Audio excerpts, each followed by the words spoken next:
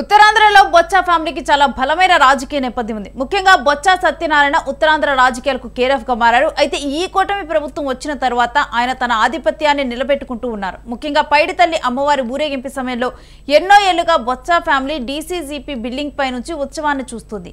ఇక ఈ ఏడాది అలాంటి కార్యక్రమానికి అనుమతి ఇచ్చేది లేదని డీసీజీపీ చైర్మన్ కిమిడి నాగార్జున తేల్చి చెప్పారు. డీసీసీబీ బిల్డింగ్ అంటే ప్రభుత్వపరమైన ఆఫీస్ అని, రాజకీయ నాయకులకు వేదిక కాదు అన్నారు. ఈసారి బొచ్చను బిల్డింగ్ పైకి వెళ్లనిచ్చేది లేదు అన్నారు. అయితే మండలిలో ప్రతిపక్ష నేతగా ఉన్న బొత్స తన రాజకీయ పరిచయాలను ఉపయోగించుకొని అనుకున్నది సాధించారు. కిమిడి నాగార్జున ఎంత ప్రయత్నం చేసినా బొత్స తన కుటుంబాన్ని డీసీజీబీ బిల్డింగ్ పైకి తీసుకెళ్లారు. ఇక ఎప్పటిలాగానే సిరిమానోత్సవాన్ని తిలకించారు. ఇక ఈ చర్యపై జిల్లా రాజకీయాల్లో పెద్ద చర్చ నడుస్తుంది. అధికారంలో ఉన్నా లేకపోయినా బొత్స ఫ్యామిలీ పవర్ తగ్గలేదంటూ కూడా అనుచరులు, అభిమానులు చర్చించుకుంటున్నారు. ఇక డీసీజీబీ బిల్డింగ్ వద్ద పంతం నెక్కించుకున్న బొత్సకు పైడితల్లి అమ్మవారి ఆలయం వద్ద మాత్రం అవమానం ఎదురైంది. సాధారణ భక్తుల మాదిరిగానే అమ్మవారి దర్శనానికి కుటుంబ సమేతంగా వెళ్లాల్సి వచ్చింది. ఆలయంలోకి వెళ్లేందుకు బ్యారిగేట్లు తీయాలని పోలీసులను ఆదేశించినా వారు తీయకపోవడంతో నేరుగా క్యూ లైన్లోనే ఆలయంలోకి వెళ్లారు. ఇక ప్రోటోకాల్ పాటించకుండా వేరే మార్గంలో రావాలని పోలీసులు సూచించడంతో ఆయన సాధారణ భక్తుడిలాగానే క్యూ లైన్లో వెళ్లి బొత్స కుటుంబం అమ్మవారికి మొక్కులు సమర్పించుకున్నారు. అమ్మవారి పండుగలో రాజకీయాలకి తావులేదని, అందుకే ఎలాంటి వివాదం చేయటం లేదన్నారు బొత్స సత్యనారాయణ.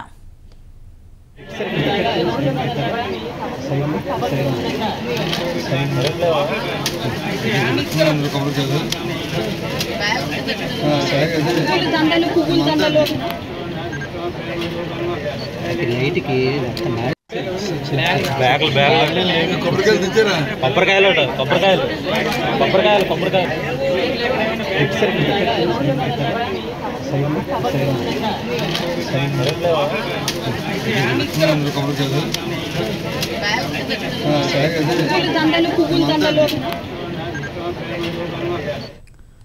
పైడితల్లి ఆలయం వద్ద బొత్స సత్యనారాయణకి అవమానం ఎదురైనట్టు తెలుస్తుంది. అయితే బొత్స తన పంతాన్ని నెగ్గించుకున్నా గానీ చివరికి అవమానాన్ని ఎదుర్కోక తప్పలేదని కూడా ఇప్పుడు వినిపిస్తూ ఉంది. ఎందుకంటే ఉత్తరాంధ్రలో బొత్స ఫ్యామిలీకి చాలా బలమైన రాజకీయ నేపథ్యం ఉంది. ముఖ్యంగా కూడా బొత్స సత్యనారాయణ ఉత్తరాంధ్ర రాజకీయాలకు కేరాఫ్ గా మారారు. అయితే ఇక ఈ కూటమి ప్రభుత్వం వచ్చిన తర్వాత ఆయన తన ఆధిపత్యాన్ని కూడా నిలబెట్టుకుంటూ ఉన్నారు. ముఖ్యంగా పైడితల్లి అమ్మవారి ఊరేగింపు సమయంలో ఎన్నో ఏళ్లుగా కూడా బొత్స ఫ్యామిలీ డీసీసీబీ బిల్డింగ్ పై నుంచే ఆ ఉత్సవాన్ని చూస్తూ ఉన్నారు. అయితే ఇక ఈసారి డీసీసీబీ బిల్డింగ్ మీదకి ఎక్కనిచ్చేది లేదు అంటూ కూడా, దానికి అనుమతులు లేవు, ఇది ప్రభుత్వ బిల్డింగ్ అంటూ కూడా డీసీసీబీ చైర్మన్ కిమిడి నాగార్జున చెప్పారు. అయితే డీసీసీబీ బిల్డింగ్ అంటే ప్రభుత్వపరమైన ఆఫీస్ అని కూడా, దీనికి అనుమతులు లేవంటూ కూడా ఆయన చెప్పారు. రాజకీయ నాయకులకు ఇది వేదిక కాదు అన్నారు. అయితే ఎలాగైనా సరే ఈసారి బిల్డింగ్ మీదకు బొత్సను వెళ్లనిచ్చేది లేదు అన్నారు. ఇక మండలిలో ప్రతిపక్ష నేతగా బొత్స ఉన్నారు. తన రాజకీయ పరిచయాలను ఆయన ఉపయోగించుకొని తాను ఏదైతే డీసీసీబీ బిల్డింగ్ మీద ప్రతిసారి కూడా వాళ్ళ ఫ్యామిలీతో కలిసి ఉత్సవాలను చూసేవారో ఈసారి కూడా అదే విధంగా అనుమతులు సాధించుకొని తాను ఆ బిల్డింగ్ మీదకి ఎక్కారు.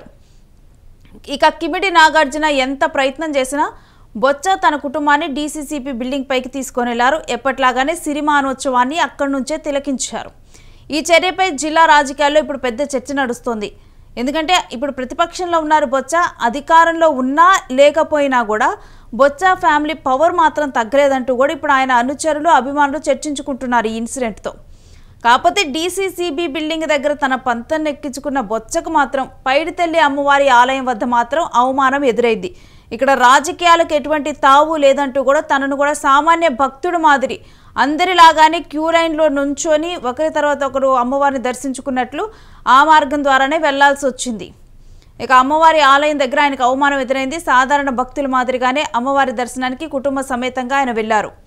ఆలయంలోకి వెళ్లేందుకు బ్యారిగేట్లు తీయాలని కూడా పోలీసులను ఆదేశించినా కానీ వారు ఆ బ్యారిగేట్లను తీయలేదు. ఇక క్యూ లైన్లోనే ఇక ఆలయంలోకి వెళ్లి ప్రోటోకాల్ పాటించకుండా వేరే మార్గంలో రావాలని పోలీసులు సూచించడంతో ఆయన ఒక సాధారణ భక్తుల్లాగానే క్యూ లైన్లో నుంచొని లోపలికి వెళ్లి బొత్స కుటుంబం అమ్మవారికి మొక్కులు చెల్లించుకుంది. అమ్మవారి పండుగలో రాజకీయాలకి తావులేదని, అందుకే ఎలాంటి వివాదము చేయటం లేదని కూడా బొత్స సత్యనారాయణ ఈ మేరకు చెప్పారు.